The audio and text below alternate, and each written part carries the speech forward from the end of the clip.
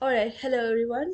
We are going to cover our next topic today in neurodevelopmental disorders, which is attention deficit hyperactivity disorder. Now, the diagnostic criteria: a persistent pattern of inattention and/or hyperactivity, impulsivity that interferes with functioning or development, as characterized by either one or two of the following.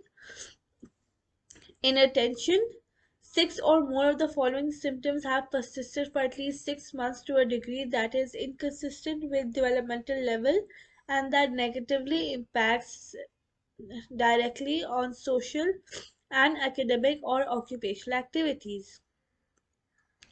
Symptoms are not solely a manifestation of oppositional behavior, defiance, hostility, or failure to understand tasks or instructions. For older adolescents and adults age 17 and older, at least five symptoms are required. A. Often fails to give close attention to details or makes careless mistakes in schoolwork, at work, or during other activities. Often has difficulty sustaining attention in task or play activities. Often does not seem to listen when spoken to directly. The mind seems somewhere else even in the absence of any obvious distraction. Often does not follow through on instructions and fails to finish schoolwork, chores, or duties in the workplace. Starts tasks but quickly loses focus. Often has difficulty organizing tasks and activities. Difficulty managing sequential tasks, difficulty keeping materials and belongings in order, often avoids, dislikes, or is reluctant to engage in tasks that require sustained mental effort, schoolwork or homework for older adolescents and adults, preparing reports, completing forms, often loses things necessary for tasks or activities, school materials, pencils, books, keys, paperwork, is often easily distracted by an extraneous stimuli, is often forgetful in daily activities, for example, doing chores, running errands, returning calls, keeping appointments. Number two, hyperactivity and impulsivity. Six or more of the following symptoms have persisted for at least 6 months to a degree that is inconsistent with developmental level and that negatively impacts directly on social and academic occupational activities. The symptoms are not solely a manifestation of oppositional behavior, defiance, hostility, or a failure to understand tasks or instructions. For older adolescents and adults age 17 and older, at least five symptoms are required. Often fidgets with or taps hands or feet or squirms in seat. Often leaves seat in situations when remaining seated is required. For example, leaves his or her place in the classroom, in the office, or other workplace.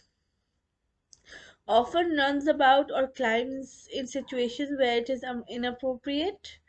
In adolescents or adults, it may be limited to feeling restless, often unable to play or engage in leisure activities quietly, is often on the go as if driven by a motor, is unable to be comfortable or is uncomfortable being still for an extended period of time, often talks excessively, often blurts out an answer before a question has been completed, complete people sentences, cannot wait for turn in conversation, often has difficulty waiting his or her turn while waiting in line, often interrupts or intrudes on others, butts in conversations, games, or activities.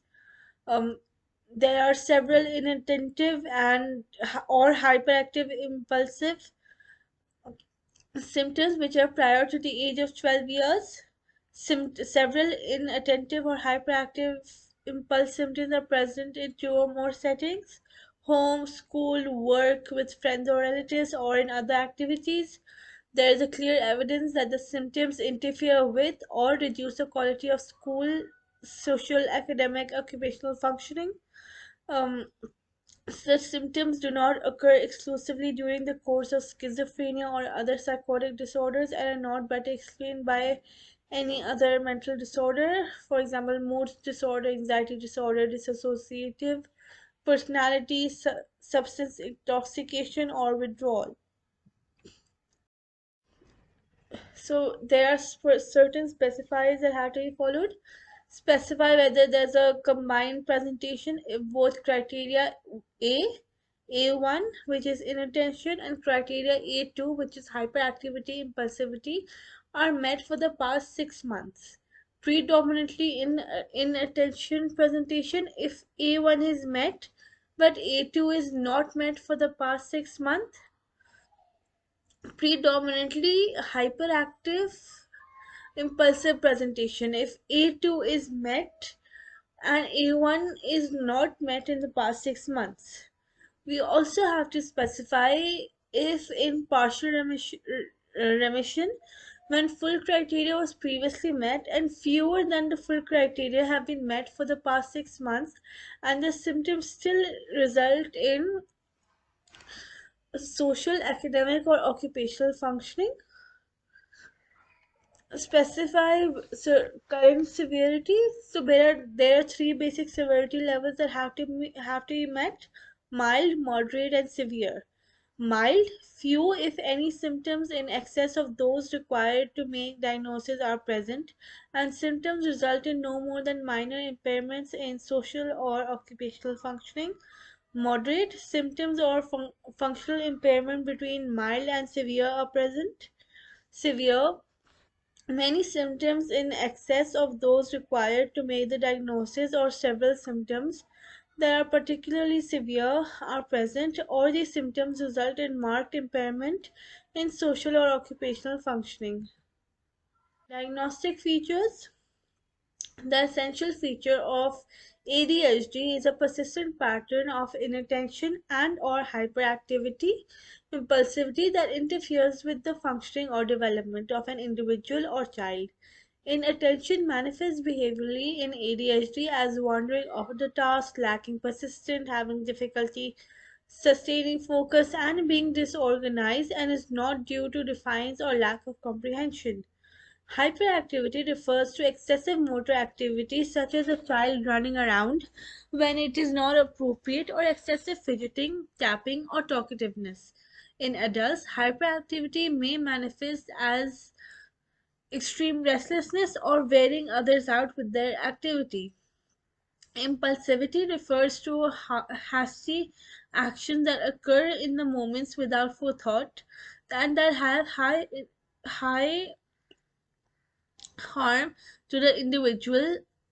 For example, darting into the street without looking. Impulsivity may reflect a desire for immediate rewards or an inability to delay gratification. Impulsive behaviors may manifest as social intrusiveness, for example, interrupting others excessively and or making important decisions without considering the long-term consequences, for example, taking a job without adequate information. ADHD begins in childhood. The requirement that several symptoms may be present before the age of 12 conveys the importance of a substantial clinical presentation during childhood. At the same time, an earlier age at onset is not specified because of difficulties in establishing precise childhood onset retrospectively. Adult recall of childhood symptoms tends to be unreliable, and it is beneficial to obtain ancillary information. Manifestations of the disorder may be present in more than one setting, for example, home and school, work. Confirmation of substantial symptoms across settings typically cannot be done accurately without consulting informants who have seen the individual in those settings. Typically, symptoms are vary depending on context within a given setting. Signs of the disorder may be minimal or absent when the individual is receiving frequent rewards for appropriate behavior, is under close supervision, is in a novel setting, is engaged in especially interesting activities, has been consistent external stimulations via electronic screen, or is interacting in one-to-one situations. Associated features supporting diagnosis. Mild delays in language, motor, or social development are not specific to ADHD but often co occur. Associated features may include low frustration tolerance, irritability, and mood lability. Even in the absence of a specific learning disorder, academic or work performance is often impaired. Inattentive behavior is associated with various underlying cognitive processes and individuals. When ADHD may exhibit cognitive problems on tests of attention, executive function, or memory, although those tests are not sufficiently sensitive or specific to serve as diagnostic indices. By early childhood, ADHD is associated with an increased risk of suicide attempt, primarily when comorbid with mood, conduct, or substance use disorders. There is no biologic marker is diagnostic for ADHD. As a group compared with peers, children with ADHD display increased slow wave electroencephalograms, reduced total brain volume on magnetic resonance imaging, and possibly a delay in the posterior to anterior cortical maturation, but these findings are non diagnostic. In the uncommon case where there is a known genetic cause, for example, Fragile X syndrome, 22q11 one deletion syndrome, the ADHD presentation should still be diagnosed. Prevalence.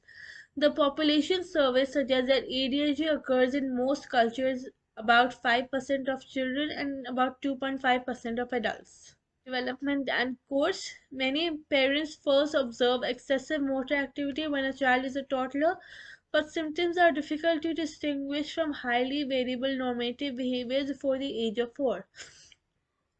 ADHD is most often identified during elementary school years, and inattention becomes more prominent and impairing. The disorder is relatively stable through early adolescence, but some individuals have a worsened course with development of antisocial behaviors.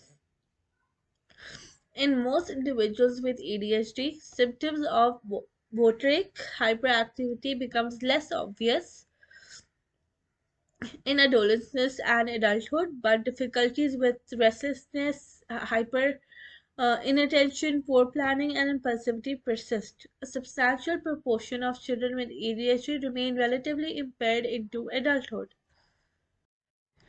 In preschool, the main manifestation is hyperactivity. Inattention becomes more prominent during elementary school. During adolescence, signs of hyperactivity, for example, running and climbing, are less common and may be confined to fidgeting or an inner feeling of jitteriness, restlessness, or impatience. In adulthood, along with the inattention and restlessness, impulsivity may remain problematic even when hyperactivity has diminished.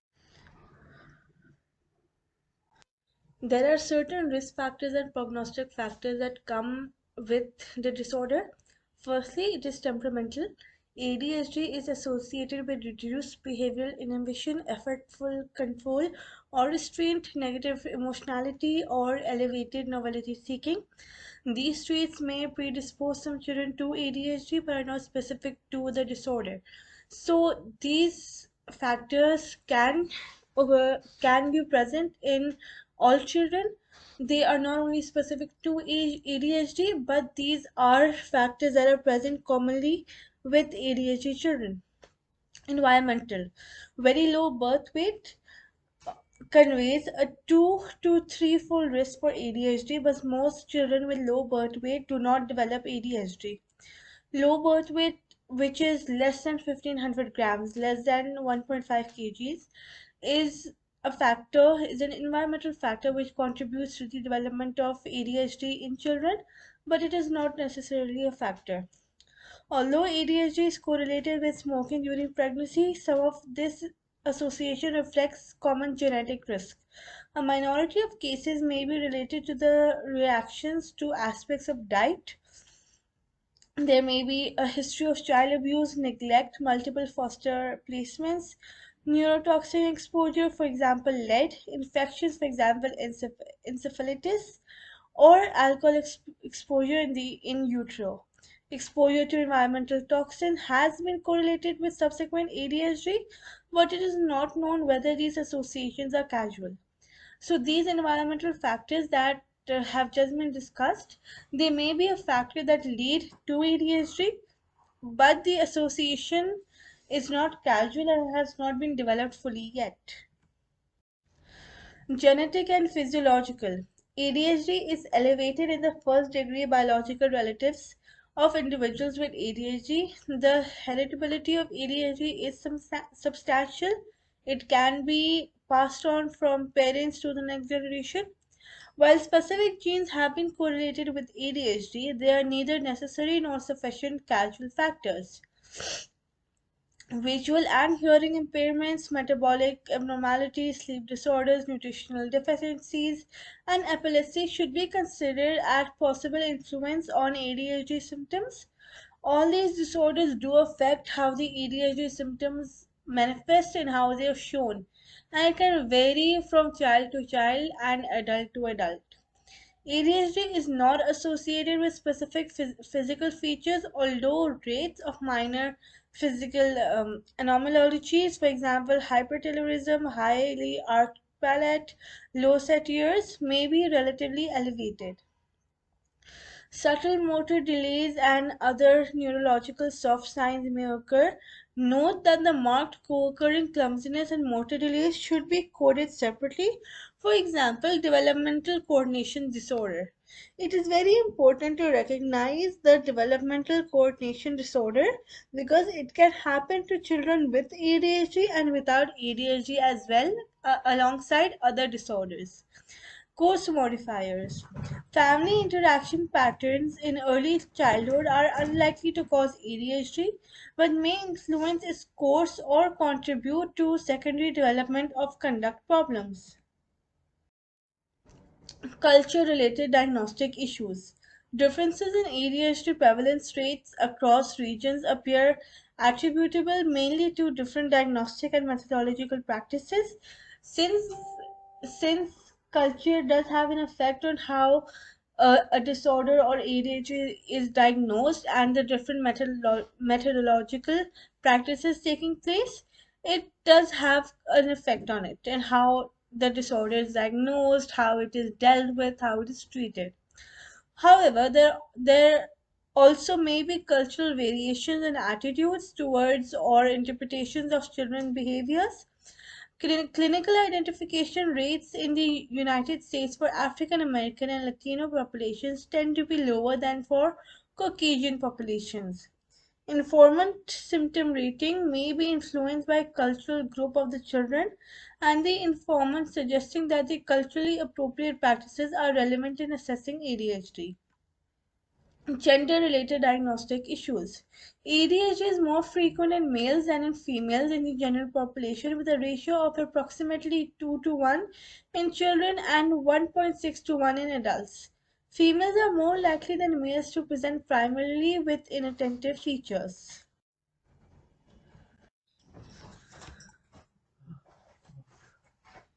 So, functional consequences of ADHD include ADHD is associated with reduced school performance and academic attainment, social rejection, and in adults, poorer occupational performance, attainment, attendance, and higher probability of unemployment, as well as elevated interpersonal conflict.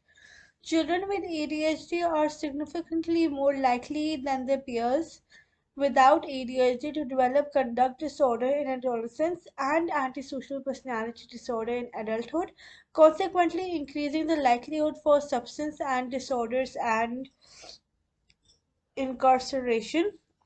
The risk of subsequent substance use disorders is elevated, especially when conduct disorder or antisocial personality disorder develops. Individuals with ADHD are more likely than peers to be injured, Traffic accidents and violations are more frequent in drivers with ADHD. There may be an elevated likelihood of obesity inadequate or among individuals with variable self-application to tasks that require sustained effort is more often interpreted by others as laziness, irresponsibility, or failure to cooperate. Family relationships may be characterized by discord and negative interactions. Peer relationships are often disrupted by peer aggression, neglect, teasing of the individual with ADHD. On average, individuals with ADHD obtain less schooling, have poorer vocational achievement, and have reduced intellectual scores than their peers, although there is great variability.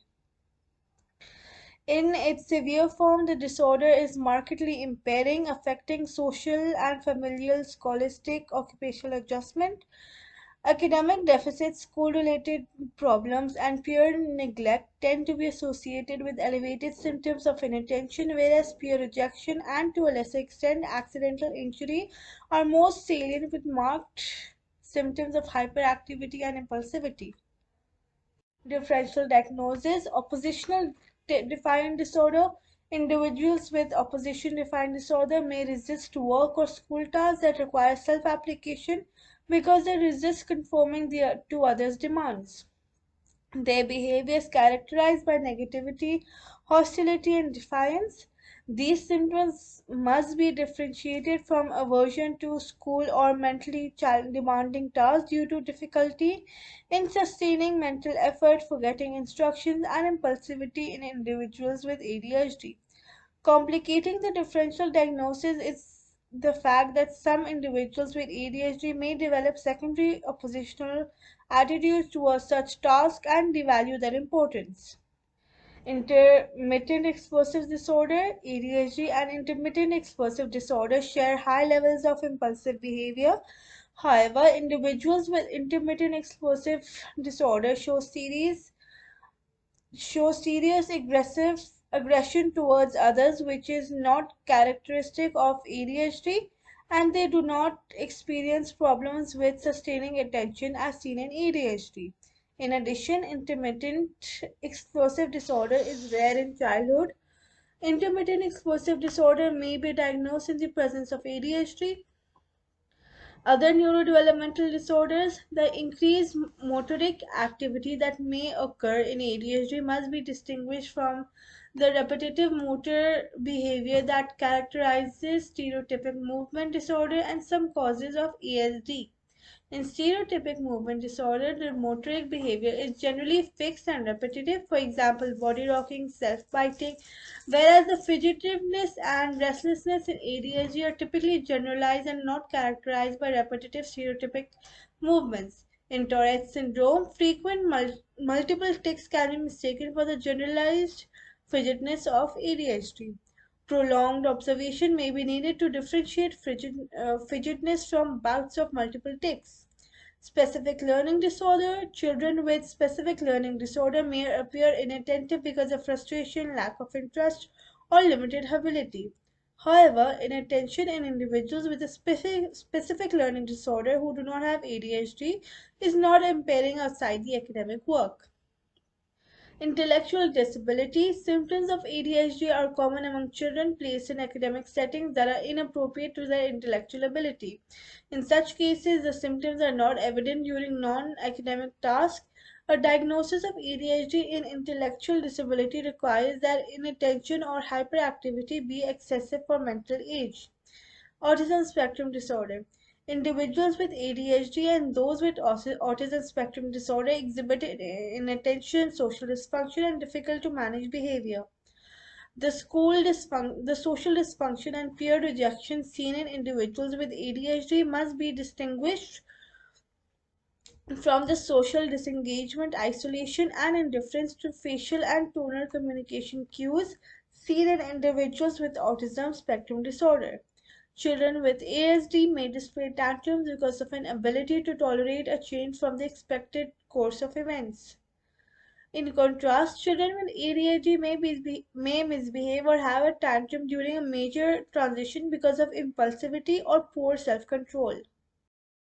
Reactive attachment disorder. Children with reactive attachment disorder may show how social disinhibition, but not the full ADHD syndrome cluster, and display other features such as lack of enduring friendships that are not characteristic of ADHD. Anxiety disorders. ADHD shares symptoms of inattention with anxiety disorders. Individuals with ADHD are inattentive because of the attraction to external stimuli, new activities, or preoccupation of enjoyable activities. This is distinguished from the inattention due to worry and rumination seen in anxiety disorders. Restlessness may be seen in anxiety disorders. However, in ADHD, the symptom is not associated with worry and rumination. Depressive disorders. Individuals with depressive disorders may present with inability to concentrate. However, poor concentration in mood disorders becomes prominent only during a depressive episode. Bipolar disorder. Individuals with bipolar disorder may have increased activity, poor concentration, and increased impulsivity, but these features are episodic, occurring several days at a time. In bipolar disorder, increased impulsivity or inattention is accompanied by elevated mood, grandiosity, and other specific bipolar features. Children with ADHD may show significant changes in mood within the same day, such as lability is distinct from a manic episode which must last 4 or more days, to a clinical indicator of bipolar disorder even in children. Bipolar disorder is rare in pre-adolescence, even when severe irritability and anger are prominent, whereas ADHD is common among children and adolescents who display excessive anger and irritability. Disruptive mood dysregulation disorder. Disruptive mood dysregulation disorder is characterized by pervasive irritability and intolerance of frustration, but impulsiveness and disorganized attention are not essential factors. However, most children and adolescents with the disorder have symptoms that also meet criteria for ADHD, which is diagnosed separately.